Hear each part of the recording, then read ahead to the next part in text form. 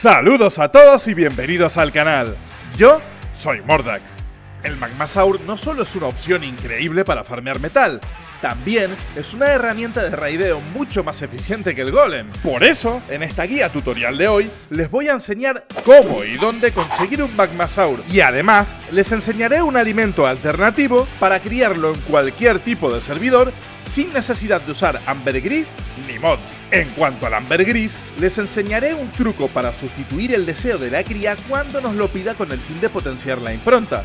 También les voy a mostrar dónde conseguir ambergris, ya que si bien no es necesario para la crianza, un buen suministro de este material nos permitirá curar al Magmasaur de forma constante sin detener el tanqueo, prescindiendo de daeodones y eliminando los tiempos de espera y riesgos asociados a este último método. Pero si todo esto les parece poco, la montura del Magmasaur nos protege de las balas que vengan de cualquier dirección. Además, siempre y cuando tenga lingotes de metal en su inventario, puede lanzar potentes ataques de área a distancia, que podemos cargar dejando pulsado el botón o tecla de ataque, para hacer un mayor daño a jugadores y estructuras.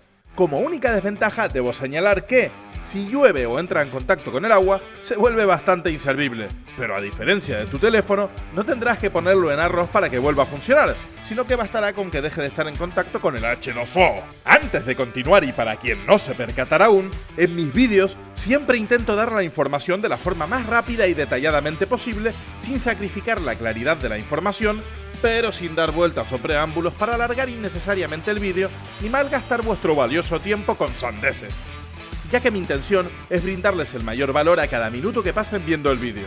Solo suelo hacer una pequeña pausa como esta para invitarlos a dar like al vídeo, activar la campanita y suscribirse al canal para no perderse todo el contenido de Ark y más juegos del género survival que iré publicando. Así que, profesando con lo que dije, vamos al grano. ¿Cómo pueden tamear al increíble Magmasaur? Bueno, no se puede tamear. Gracias por ver el vídeo y síganme para... No, es broma. Si bien no se pueden tamear, sí que podemos buscar huevos de Magmasaur, siempre en los biomas volcánicos para posteriormente incubarlos y criarlos. Para conseguir huevos de Magmasaurio en Lost Island, tendremos que ir a las coordenadas 23.0, 64.0 y una vez allí, jugar un poco al despiste con las criaturas que vigilan el nido o directamente ir alejándolas poco a poco mientras esquivamos lo que sin duda es fruto de una gran indigestión. Cuando vean la oportunidad, le pueden echar un par de huevos para bajarse a robar un par de huevos y ¡voilá! Misión cumplida.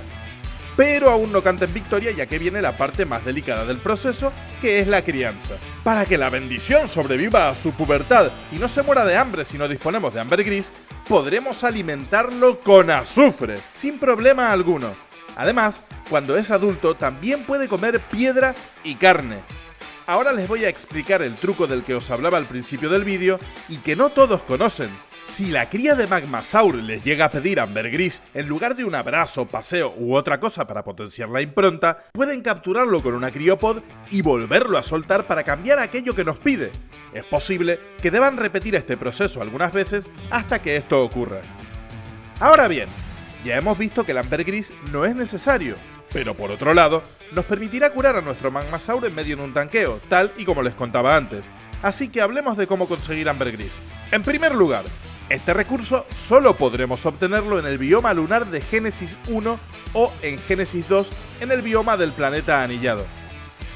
Si resulta que tienen acceso a cualquiera de estos dos sitios, aquí les dejo un truco para conseguir más cantidades de ambergris y de forma mucho más rápida. Debido a que con un pico su obtención es lenta y en pocas cantidades, podemos usar la perforadora o un anquilosaurio para agilizar el proceso, pero aún hay una técnica muchísimo más eficiente y es la de usar un Strider con el módulo de excavación o Harvest acoplado en la cabeza. Este método sirve para la obtención de cualquier otro recurso como podría ser el metal, piedra o madera. ¿Y vosotros? ¿Cuál creéis que es mejor? ¿El Golem o el Magmasaur? Déjenmelo en los comentarios, gracias por llegar hasta aquí y nos vemos en el próximo vídeo.